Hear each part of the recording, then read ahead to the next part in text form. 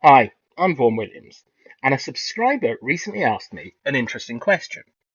Why do some of us continue to use underpowered weapons such as the bow and 9mm in Tilu? Now, we've all seen montages by the likes of Ludicrously Liam and Grey Fox for the 9mm, with Karmatic Assassin, and of course Rolando for the bow, showing how correct use of these weapons certainly doesn't make them underpowered. However, in the hands of an average player, they do appear to lack venom. There isn't enough science in the world to explain the scoped full auto, however.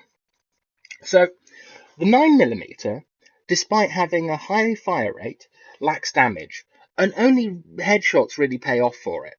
In a head-up firefight, weapons such as the Burst, Frontier, and Semi-Auto should shred the plucky 9mm user, if the skill levels are comparable. Task mastery and ego orientation theories do provide an explanation for the choice to consistently use underpowered weapons. A mastery orientation is often defined as having a goal to master a skill to self-set standards to demonstrate competence. Traditionally, those with a mastery orientation are more focused on finding satisfaction from the act of learning and demonstrating their skill, and are less concerned with external performance indicators such as the leaderboards. So, in Tilu terms, we can see that the enjoyment of using underpowered weapons comes from mastering them. Being able to stand toe to toe with a frontier or shotgun and come out on top is tremendously gratifying. In fact, it demands more than a quick trigger finger, as positioning is crucial in these encounters.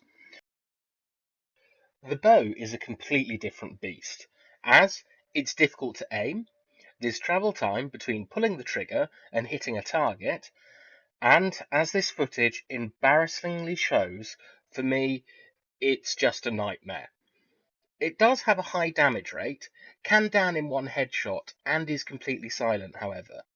Yet other two hitters, such as the Frontier and Tactical Shotgun, are far easier to use and more reliable most of the time.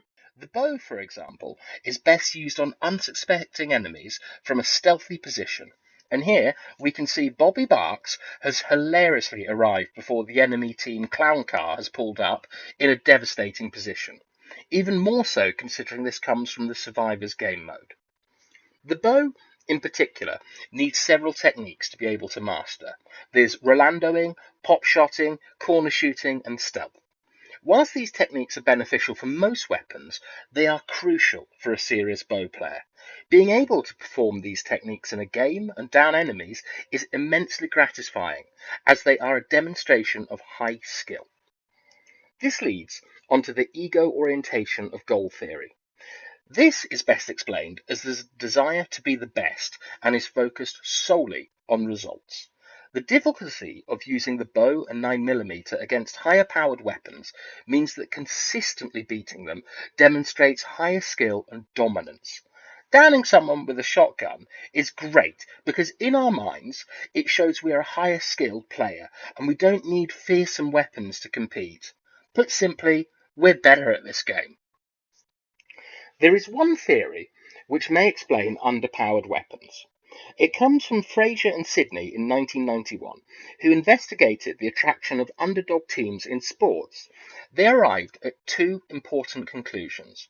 One being underdog teams invoke an emotional interest in a contest, and that an underdog status increases motivation and performance levels.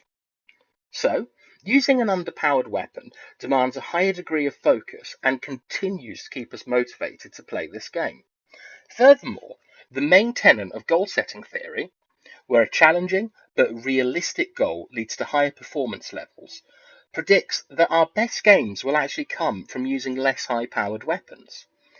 Tilu is mainly played for fun, and although fun can come from social interactions, for example, when consistently using an underpowered weapon, fun can be seen to come from demonstrating skill, either to enemy competence or to yourself. The idea of the weak overcoming much stronger opposition has a tradition in both oral poetry and theatre. Characters such as the Harlequin and Zanni from the 16th century Commedia dell'arte are stock characters of a clever servant. In modern times, Blackadder, R2D2, and Lumiere from Beauty and the Beast fit this archetype. There are scavengers in the area, and they aren't getting our stuff. Whilst these archetypes and stock characters were originally used as a conduit for social commentary, in Tilu there may be a similarity. Using a highly skilled weapon, we're fulfilling a basic human narrative of outwitting and outskilling a stronger opponent.